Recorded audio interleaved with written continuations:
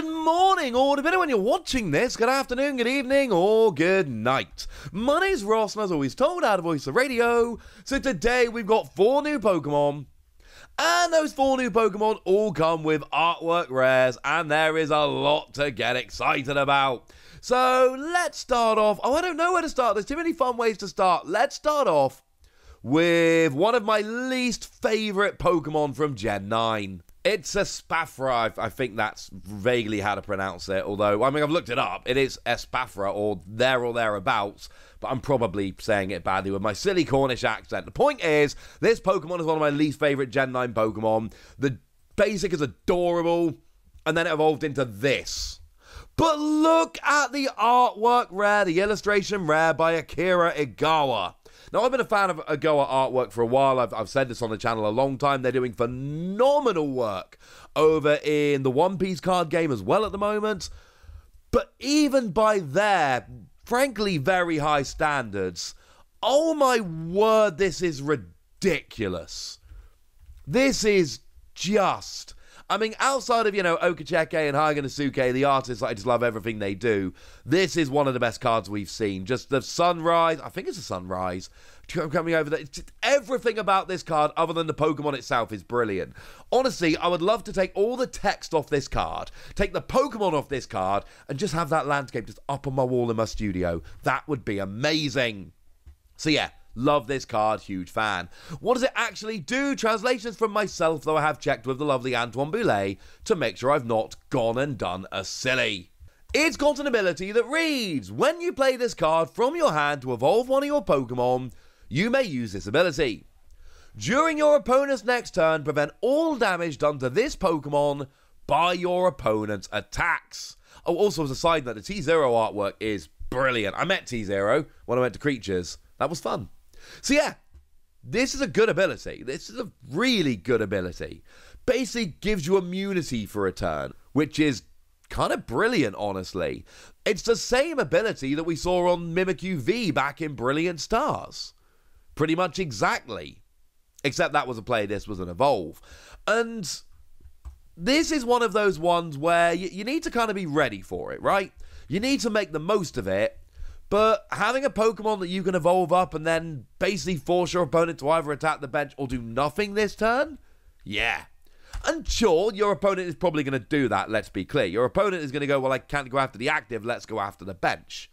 But you're still forcing your opponent to use those resources to go after the bench. There are going to be turns they can't do it. In the late game, when your opponent's out of gusting cards, you evolve this up, whack it in the active, your opponent literally cannot take a prize. And that can buy you the turn you need to win. 2 energy, 70 damage. If you have Tulip in your discard, this attack does 70 more damage. So we should probably talk about who Tulip is and what Tulip does. Although actually, you can already see Tulip is featured on the artwork. Not a coincidence. We've seen this time and time again, where Pokemon have, an ability that revolves around a particular supporter card, and that trainer is featured in the artwork of the Pokemon in question. Tulip, for anyone who's forgotten, is the gym leader of Alfornada Gym, which is obviously the Psychic Gym in Scarlet and Violet. First time we've had a Tulip card, yay, etc. Now, what that one actually does is it allows you to put 4 in any combination of Psychic Pokemon and basic Psychic Energy from your discard pile into your hand. It's actually alright. It's not the kind of every turn support or anything silly like that, but it's actually quite useful if you're playing Psychic decks. And actually, it's really good with that Xatu. We need to remind ourselves about that Xatu because basically every time we talk Psychic Pokemon from now on, we're going to be talking about it. Because it's absurdly good, ladies and gentlemen. It's absolutely absurdly good. It came in the Mewtwo deck, and basically, it allows you, once during your turn, to attach a basic Psychic Energy from your hand to one of your bench Pokemon, does not have to be a Psychic Pokemon, and then draw 2 cards. So, clearly, hey, Espathra actually does need to get a second energy here to use the attack. Well, this will allow you to do so, and you need to have a Tulip in the discard pile, but Tulip's going to get your Psychic Energy back, which you're going to be using to discard with Xatu and then use the ability, and yeah, this all works quite nicely indeed. If you're playing a Psychic Box deck, and I do believe with Xatu that's going to be a legit deck, I love this card. It only gives up one prize, but your opponent's got to wait a turn to actually go and KO it, and it's got a decent attack as well? Yeah. Sounds alright to me, ladies and gentlemen. Sounds alright to me. 140 damage if you've got Tulip in your discard. I like it very, very much indeed. As a side note, if Scoop Up Net or any similar card gets a reprint here, so you can be constantly picking this up and reusing the ability, oh, this is going to become horrendous. Keep an eye on that one. I'm giving this 4 Wassies. I think this could legit be really, really good. I really like this Pokemon. There we go. I've said it. It's out there. Now, Magby's coming back, and Magby's coming back after a little bit of a while. Look at the amazing artwork. Rare here, illustration rare. It's kind of lovely. And, of course, we've just seen, for the first time in 16 years, the reveal of a new Mantite card. It's not actually out yet. It's coming in this same set. It's coming in Paradox Rift. But this is the first Mantite we're seeing in 16 years since Diamond and Pearl base. It's getting an artwork rare as well. So is Magby. Now, Magby's not been waiting so long. We had a Magby as recently, check this out, we've only been waiting since Call of Legends. That's it. Call of Legends had an alternate art of the one that came around in Triumphant. And Call of Legends, right? It's not even that old a set. We got Call of Legends in 2011. So it's been 12 years since we had a Magby. Yeah, it's been a long time since we had a Magby. First Magby in 12 years. And just like we see on Mantike, we've got ridiculously low HP. 30 HP is terrible. And one attack which costs 0 energy. During your opponent's next turn, if this Pokemon takes damage from an attack from your opponent's Pokemon, put 6 damage counters on the attacking Pokemon. And actually, yeah, that's not bad. Look, basically, this is 60 damage and you give up a prize. It's as simple as that. But sometimes that 6 damage, or 60 damage, 6 damage counters, is going to be worth it. And actually, you know what? If you're going to be giving up a prize anyway in the early game, this isn't bad.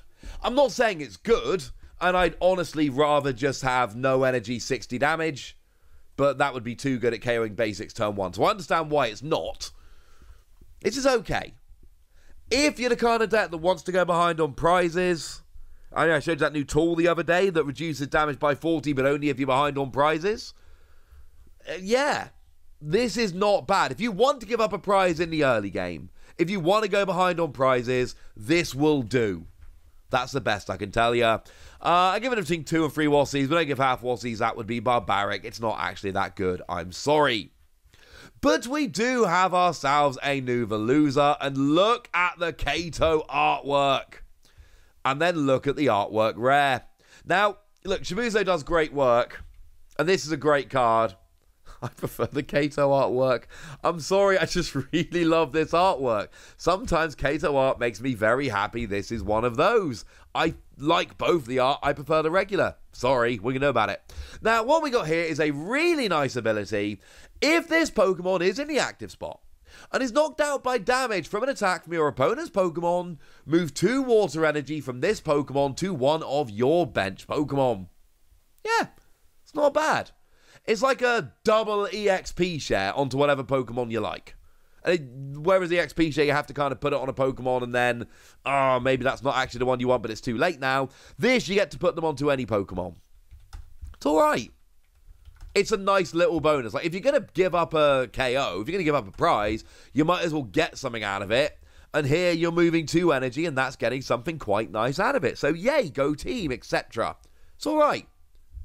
Now, as for the attack, what we've got is 3 energy minimum, 60 damage, plus 20 more for each water energy on this Pokemon. I'm going to give you a secret here. This is a basic Pokemon. Why is that relevant? Because if you're playing a Excalibur deck, this is one spot in the deck. And actually, yeah, love it, ladies and gentlemen. Really love it. Essentially, now you're not going to be taking big KOs with this. Like, if you want to get up to 220 to KO your average Pokemon V, that's 8 energy. Doable, don't get me wrong. Not going to happen that often, all right? Unless you're hitting for weakness, you're not getting big KOs with this. This Pokemon is phenomenal for trading 1-for-1 single prizes. Let's say you put free energy on here, you're doing 120. That's the minimum you're going to be doing. Well, 120 gets a lot of single prize Pokemon. You put free energy on with Baxcalibur, nice and easy, and then you sit there taking out your little Pokemon, your evolving Pokemon, your support Pokemon. And then you inevitably get KO'd, and then 2 of those free Pokemon go to another Pokemon on your bench. Now, this could actually be onto another Veluza, so now all of a sudden you only actually need a single energy, and then you're rocking again. Or it could be onto something like Chen Pao. Or onto something else, because remember, Chen Pao discards energy to attack, but it discards energy from anywhere, so this just keeps energy on the field so Chen Pao can discard it, and that's an extra 120 damage with Chen Pao. I adore this in the early game. Use this for your first few prizes, knowing that you're putting free energy on, but 2 of them are getting recovered every turn, and then when it comes down to it, you can use Chen Pao for your bigger KOs. And look, there could be turns where you put like 10 energy on here and do 260, get a big KO and only give up 1 prize in return. That will be fine sometimes. But I legit love this. I'm giving this one 4 Wassies, and honestly that feels too low. I think this is great. I think this is a really good, legitimate Pokemon. I only really like it in Baxcalibur decks. Although, to be fair, this is not terrible in Palkia V Star decks. Because Palkia accelerates free energy, which gets this up and rolling, but then I always get 2 back. So with Palkia, I essentially accelerate 2 energy to this, and then attach for turn, and then 3rd energy anywhere. And then the 2 energy I accelerate from Palkia to Veluza stays on the field, because when it gets KO'd, it just moves to another Pokemon. And then if that's another Veluza, and when that gets KO'd, it moves to another Pokemon. So that 2 energy that I accelerate from Palkia to Veluza never actually leaves the field, so sooner or later it ends up on a different Pokemon. So I can use Palkia V-Star in the early game to accelerate energy to this. And actually, even if this isn't the perfect Pokemon to accelerate energy to, that energy stays on the field, essentially until I want it on a different Pokemon. Now, I'm giving this 5 Wassies. I love this. I'm building around this. I think this is great. I legitimately love this Pokemon. I've changed my mind, ladies and gentlemen. I really like this Pokemon. Yes, I know your opponent can KO it on the bench. Yes, I know your opponent can KO it dropping damage counters. Understand all of that. Don't care. I love the idea of accelerating a couple of energy with Palkia or Baxcalibur or whoever, and then knowing that that energy is going to stay on the field. Love it. Also, and I'm not the only one that's going to point this out, we all know from the Pokédex that Veluza can essentially tear its own flesh off. Like, listen to these Pokédex entries. Scarlet, when Veluza discards unnecessary flesh, its mind becomes honed and its psychic power increases. The spare flesh has a mild but delicious flavour. Violet, Veluza has excellent regenerative capabilities. It sheds spare flesh from its body to boost its agility, then charges at its prey. We all knew it could do this if you read the Pokédex entries. But it's on the special art. You can see it shedding its flesh on the special art. That's weird. It's not the kind of thing I expect to see on a Pokemon card. But that's not all of them. There is a Toad-Scroll as well. Here's the regular. Here's the artwork rare. It's done by Kiichiro Ito, and it's actually rather lovely. And what we've got here is an ability. Cards in your opponent's discard pile cannot be put into their hand through the effect of trainer cards or abilities they use. And look, this is a specific counter to certain cards. Things like Clara, that people use to recover Pokemon and energy, will be stopped. Things like Snorlax, getting leftovers back, will be stopped. Things like Superior Energy Retrieval, getting energy back, will be stopped. And it is as simple as that. For what it's worth, the attack on this is pretty terrible. 3 energy, 80 damage, heal 30, you've only got 120 to begin with. It's not about the attack, don't worry about the attack. This is a Pokemon that you're playing for the ability, and it is a case of, I am worried about decks that play Superior Energy Retrieval, I'm going to shut them down. I'm worried about Snorlax getting those leftovers back, I'm going to shut it down. Things along those lines. That's where this becomes really, really good. It's only going to stop your opponent getting it back from the discard pile, not something from the deck. So like Chen Pao getting energy from the deck with their ability are absolutely going to be able to do so. But there are enough cards out there that use this kind of stuff that it is going to potentially become kind of interesting. So yeah, Let's give this one between 3 and 4 Wassies. We don't give half Wassies. That would be barbaric.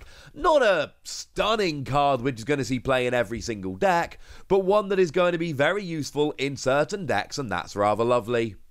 So there we go, ladies and gentlemen. 4 new cards, each of which has an artwork rare, and I'll be honest with you, the more I think about that Veluza, the more I just look at it and I'm like, yes, I love this card. It's amazing. I'm a huge fan, and I want to go and make decks of it now. And I can't go and make decks of it now. It's not out. But one day it will be out, ladies and gentlemen, and I'm going to make decks with it, and it's going to be awesome. But for now, I want to know what you think about all of this and all of these cards and anything else you want to tell me. So let me know in the comment section. Go nuts!